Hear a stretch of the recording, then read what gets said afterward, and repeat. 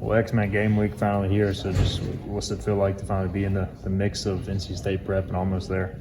I feel real calm. Surprisingly this time.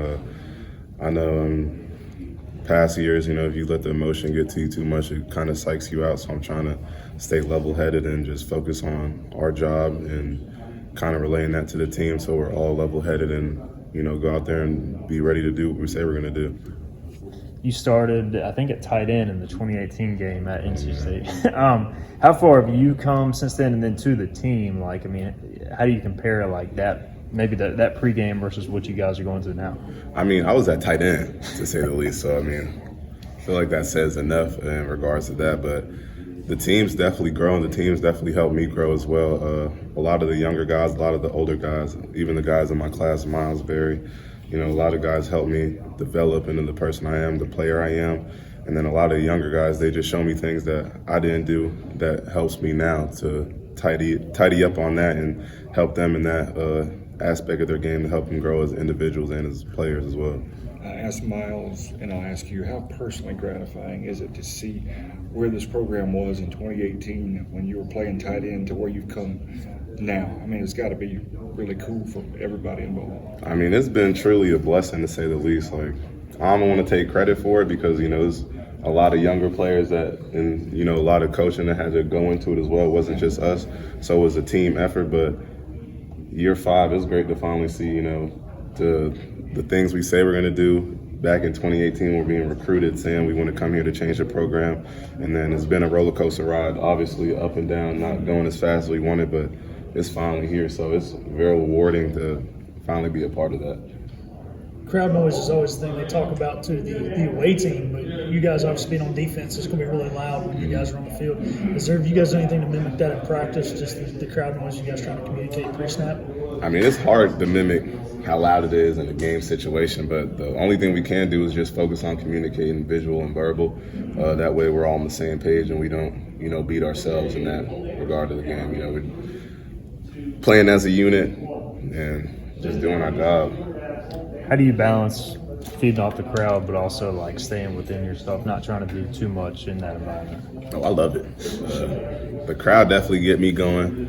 COVID year was a humbling year for a lot. They had to play a game with no noise. It was kind of easier, not easier, but easier to hear, easier to communicate. But, man, having a crowd packed out, it's great. We love it. We feed off that energy. We just got to do a good job communicating so we're all on the same page. Going off what he said and what he said, they just told us you only got about 2,000 seats left to sell. So how excited as a defense does that make you knowing this place is going to be jammed? It could be 2,000 seats left, 5,000 seats left. I'm just grateful for whoever come out to support us because, you all that means everything to us. But you played in, I guess, South Carolina was probably the biggest crowd we had here last year. Mm-hmm. Just how do you get the defense, ready for that, and how much is that going to play a factor in this game? Time will tell. Everyone handles it a little bit differently.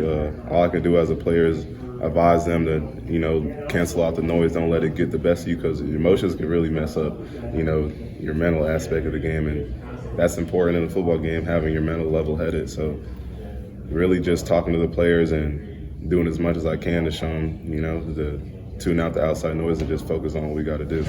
I kind of asked Miles a little bit about how close these two schools are, and a lot of the guys might have played against each other, or know each other through camps or whatever.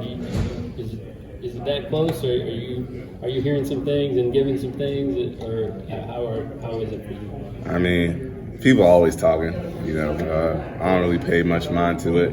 I know the type of person I am. I know what kind of team we have.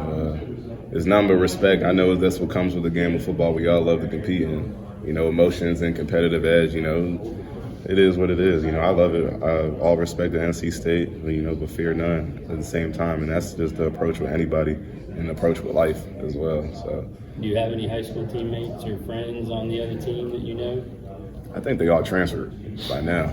I did when I was probably a freshman, sophomore, but they all gone now. All right.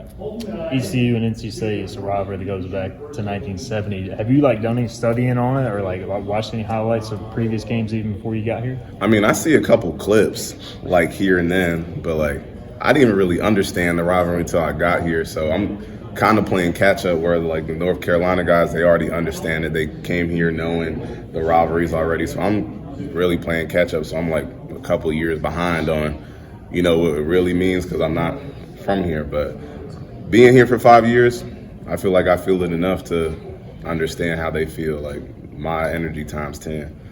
Pirate Nation tore down their goalpost twice.